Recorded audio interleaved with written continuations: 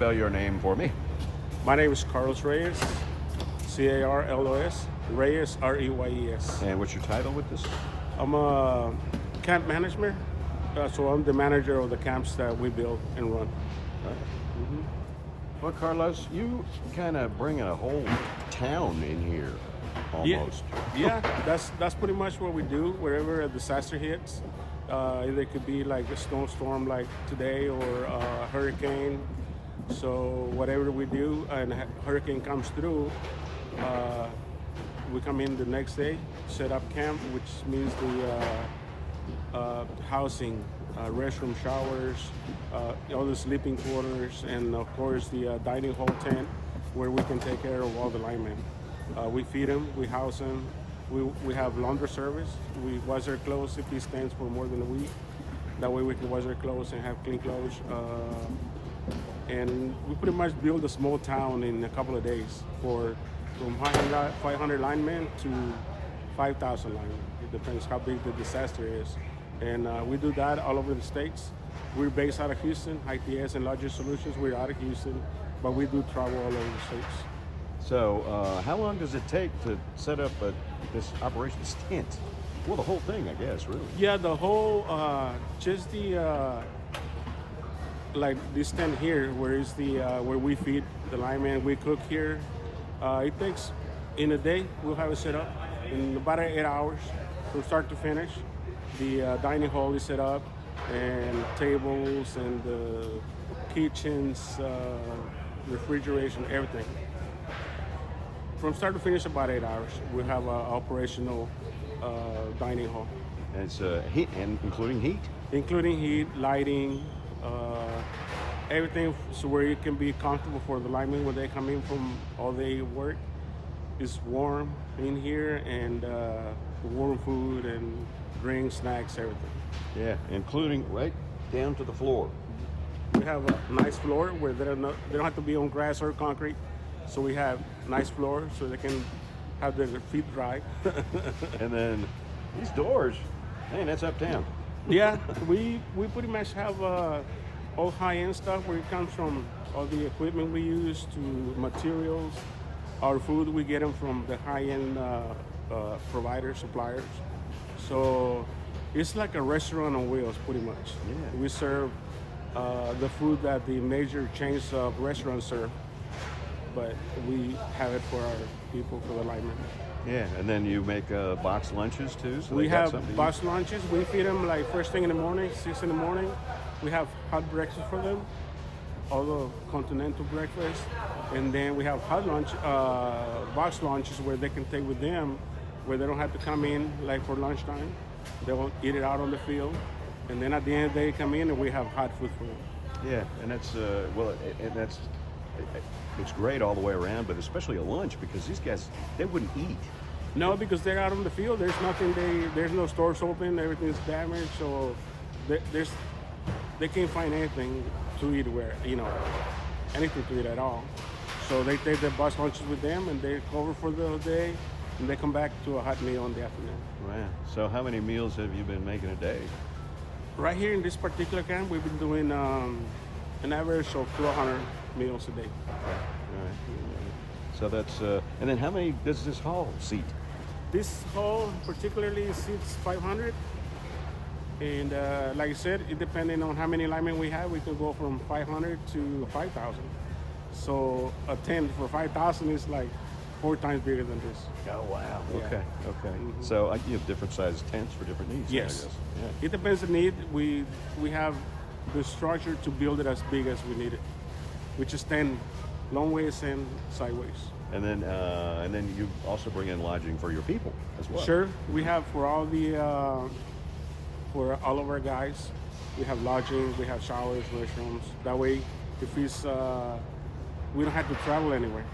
We set up camp here, and we eat here, we sleep here, and we have laundry service as well. So we wash our clothes and for the linemen. So you just take the town with you.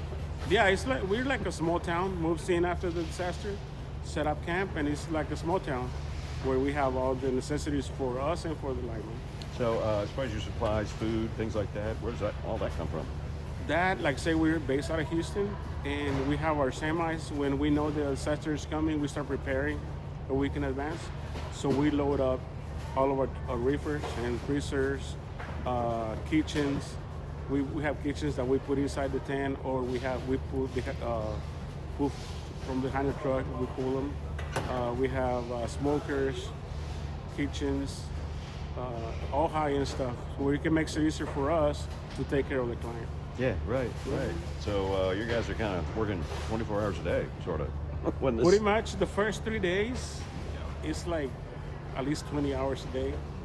The third day, fourth day, it becomes easier because you have everything under control, and then you don't have to work as much. But the first 3 days, it's long days. That's that's almost the life of a carny. Pretty much, yeah. Pretty That's what it interesting. is. It's interesting being able to set up this kind of camp, which a lot of people don't know about. A lot of people don't know what we do. They just think of the disaster and that's it. But to bring everything back to normal, it takes a lot of work and a lot of people to get this done, and we're part of that.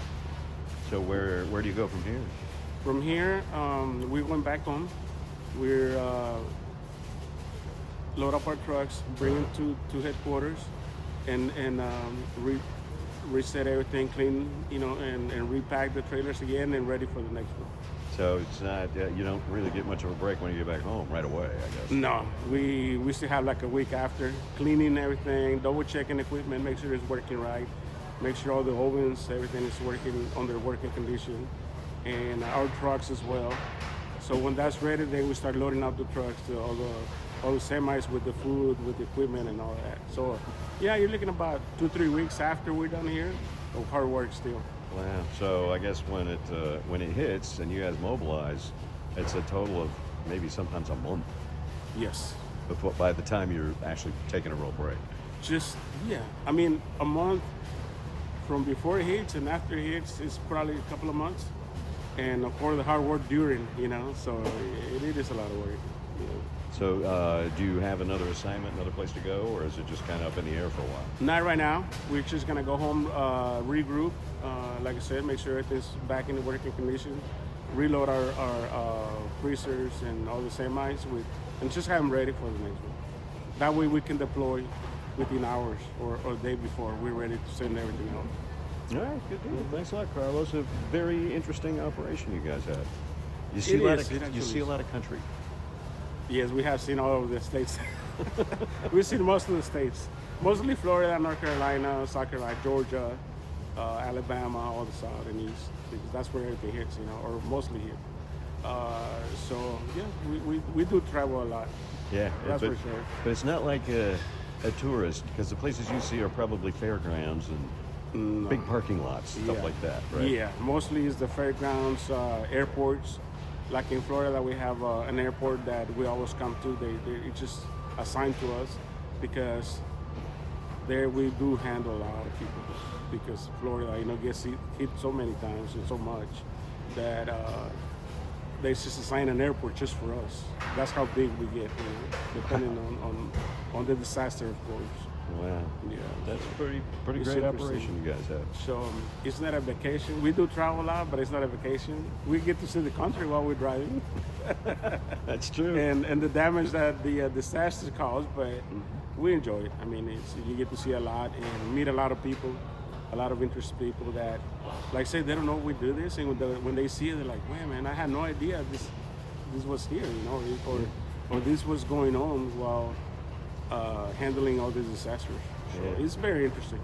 So you're driving down the road and look, there's the ocean, but we can't go there. No. Look at the nice beach. No, we can stop, man. We got a place to go. So it's rewarding because even though it's hard work, but you know you're doing something right for the linemen and for the people in the town. They lose power. They want their power like right away. So for us, knowing that we're there for them, I mean, I know people don't see us, but we're part of them having all the power back or water or all the trees being cut down and all that. So we're part of that. So you guys are delivering the power, the fuel, so the guys can go out and restore the power. Exactly. We gotta make sure they're in working condition. They're fed, they sleep, and shower, and so they can go and get the power back for all the people. All right, great. Thanks a lot, Carlos. Yes, of course. All right, Mark. Well, you know, when I was out here at your staging area, I saw this tent, but I didn't really pay much attention to it. Now I'm inside it. Wow. What is happening in here? It's a pretty cool tent, right? From the outside, very nondescript. Inside, you look around, there's beautiful red tablecloths and a bunch of paper. What is going on in here? Well, this is where we feed people, Jamie. And this morning, we had several people, 100 people that were here. What they'll do is we'll bring in all of our line workers, all of our forestry, a little after 6 o'clock in the morning, and we will get them set for the day, right? So that means a warm breakfast, a lot of liquids. We want them to have a lot of water, some juice, that type of thing. And then we're going to send them out with a boxed lunch, right? That's a prepared, cold cut, you know, usually a meat sandwich of some sort with some chips, a small cookie, something like that, that they can take for the rest of the day. And when they find 15 or 20 minutes to catch lunch, they're not trying to find a restaurant, because guess what? Most restaurants are out of power or something like that.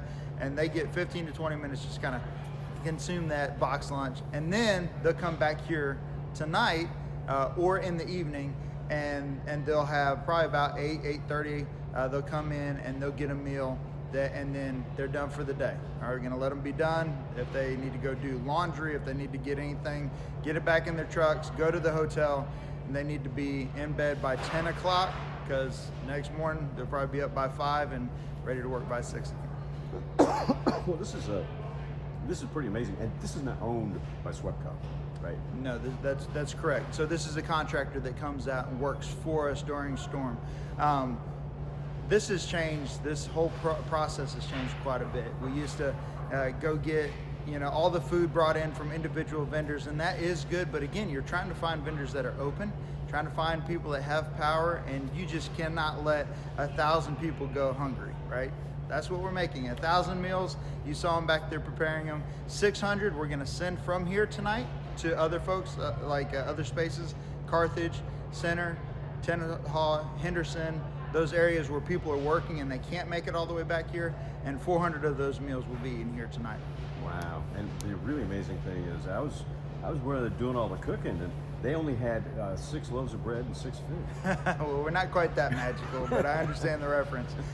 It is amazing what they do. We can't do this, and I always talk about community partners, from our police officers, fire, EMS, Texas Department of Emergency Management. We have a lot of partners that come in and help us. The city's done a great job on multiple projects. These are another one of our partners, right? Sometimes they come in and do laundry for us. Sometimes they'll come and do lodging. We'll have trailers with, you know, bunk beds stacked up, and that's where we sleep because maybe the hotels are full.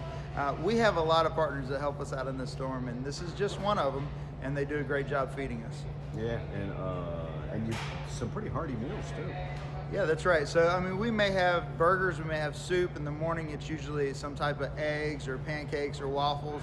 And then usually one night a week, we'll try to get steaks or something like that, because by day 4, you're starting to feel it, right? You're starting to really kind of feel tired, and maybe there's a bit of frustration creeping in because you want to be out there putting power back on.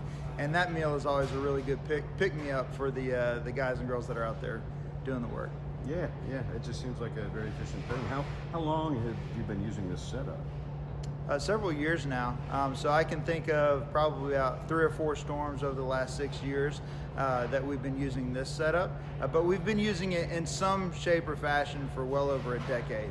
But now it's really come together. These companies have really put together almost a miniature city that's run on generators if necessary.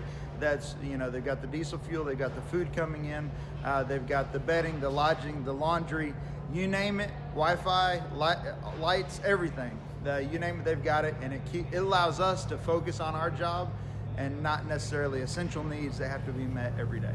Yeah, a big time saver. It is. It's very efficient. As you saw back in the kitchen, they are like clockwork. They know exactly what they're supposed to be doing, and we ask them for something. Hey, we need this. They make it happen. It's really amazing.